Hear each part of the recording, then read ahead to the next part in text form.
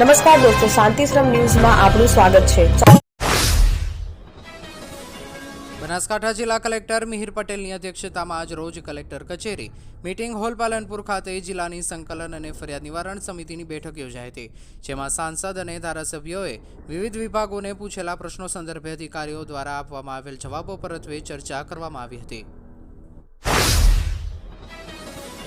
સરકાર દ્વારા શરૂ કરેલા પ્લાસ્ટિક મુક્ત અભિયાન અંતર્ગત બનાસકાંઠા જિલ્લા કલેક્ટર મિહિર પટેલના અધ્યક્ષ સ્થાને પાલનપુર શાક માર્કેટ વિસ્તારમાં સફાઈ સેવા ઝુંબેશનું આયોજન કરાયું હતું। જિલ્લા કલેક્ટર સહિત અધિકારીઓ, નગરપાલિકાના પ્રમુખ, કમિટીના સભ્યોને બહોળી સંખ્યામાં લોકો ઉપસ્થિત રહીને શાક માર્કેટ વિસ્તારમાં ફેરિયાઓ અને વેપારીઓને પ્લાસ્ટિકનો ઉપયોગ નહીં કરવા બાબતે સંવાદ કરાયો હતો। બનાસકાંઠા જિલ્લામાં ગરમીનું પ્રમાણ સતત વધી રહ્યું છે। છેલ્લા 3 દિવસથી નગરનું મહત્તમ તાપમાન 41 ડિગ્રી સેલ્સિયસની આસપાસ નોંધાઈ રહ્યું છે। શનિવારે તાપમાનમાં 1 ડિગ્રીનો ઘટાડો થવાની શક્યતા છે। દિવસ દરમિયાન તાપમાનમાં ક્રમશઃ વધારો થશે। બપોરે 12 વાગ્યે 37 ડિગ્રી રહેશે। બપોરે 1 વાગ્યે તાપમાન 38 ડિગ્રી થશે। બપોરના 2 થી 4 વાગ્યા દરમિયાન તાપમાન 41 ડિગ્રી સુધી પહોંચી શકે। બનાસકાંઠા જિલ્લામાં ગરમીનું પ્રમાણ સતત વધી રહ્યું છે। સવારે 25 અને બપોરે 40 ડિગ્રીથી વધુ તાપમાન નોંધાઈ રહ્યું છે।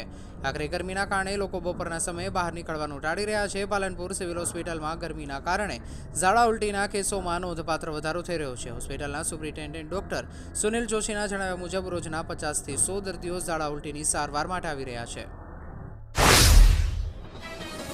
મગરવાડા તીર્થ ખાતે પૂજ્ય સાધ્વીજી શ્રી મોક્ષ દર્શના શ્રીજી મહારાજ સાહેબ આદિઠાણાની પ્રેરક નિશ્રામાં તારીખ 16 થી 18 મેના રોજ યોજાઈ રહી છે।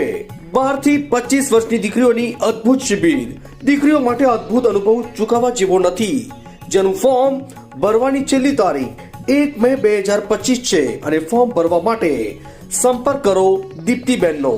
તો જરૂરથી આ શિબિરમાં જોડાશો અને જીવનભર યાદગાર ક્ષણોને માણશો। ભૂમિ સર્વેક્ષણો અનુસાર 30% જેટલી ખેતીલાયક જમીન બિનઉપયોગી થઈ છે। રાણપુર ભાખર ગામના ખેડૂતોએ ભૂમિ સંરક્ષણનો સંકલ્પ લીધો હતો। ડીસાની ડીએનપી આર્ટ્સ એન્ડ કોમર્સ કોલેજના રાષ્ટ્રીય સેવા યોજના દ્વારા ભૂમિપૂજન અને સુપોષણ સંકલન દિવસની ઉજવણી કરાઈ હતી। પ્રિન્સિપાલ ડોક્ટર આરતીબેન પટેલના માર્ગદર્શન હેઠળ પ્રોગ્રામ ઓફિસર ડોક્ટર મિત્તલ વેકરિયાએ જમીન સ્વાસ્થ્ય સુપોષણ સંબંધિત વિચારની ગોષ્ઠી કાર્યક્રમનું આયોજન કર્યું હતું।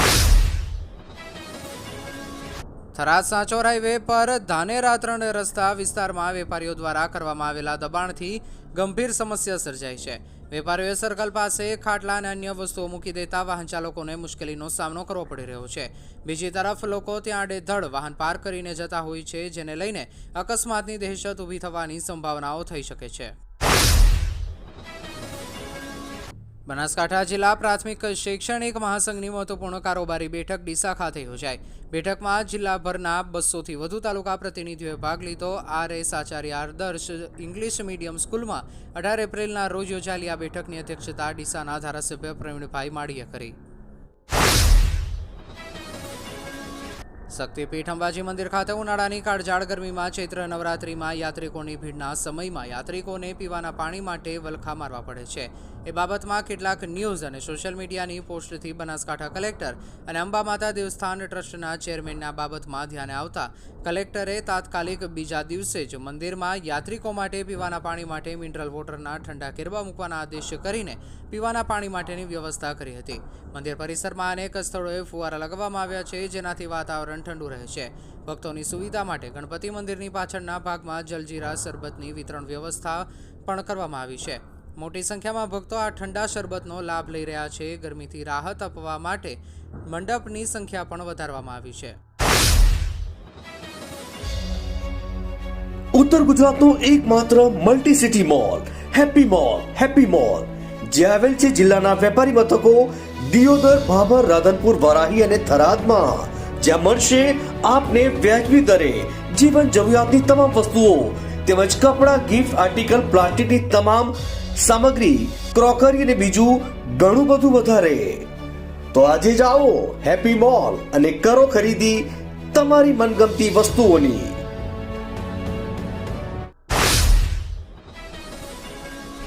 અંબાજીના રાજપૂત સમાજના પ્રવીણસિંહ અને અરુણા બાનો 24 વર્ષનો યુવાન દીકરો જ્યારે પરિવારમાં દિવાળીને ઉત્સાહ હોય ત્યારે બેસતા વર્ષના દિવસે દીકરાનું કાળે મોત થાય, એને પુત્ર વધુ 21 વર્ષની ઉંમરે વિધવા થાય, એને પણ એક 12 માસની બાળકી હોય, ત્યારે એ પરિવારની શું મનોદશા હોય એની કલ્પના પણ ના થઈ શકે. રૂઢિચુસ્ત સમાજ તરીકે ઓળખ થતી હોય સમાજના સાસુ સસરા અને પરિવાર યુવાન વયે વિધવા થયેલ પુત્રવધૂને આખી જિંદગી દુઃખમાં પસાર ના કરવી પડે એ માટે સાસુ સસરાએ જ પોતાની દીકરી માટે ખાનદાન પરિવારમાં વિવાહ થાય એ માટેનો શોધ શરૂ કરી આજે બોમ્બેના પરિવાર રાજેશ કુમારના સુપુત્ર સંજય સાથે પુનઃલગ્ન કરાવીને સાસુ સસરાએ માતા પિતાની ભૂમિકા નિભાવી સમાજને એક ઉમદા સંદેશો આપવાનું સારું કાર્ય કર્યું છે.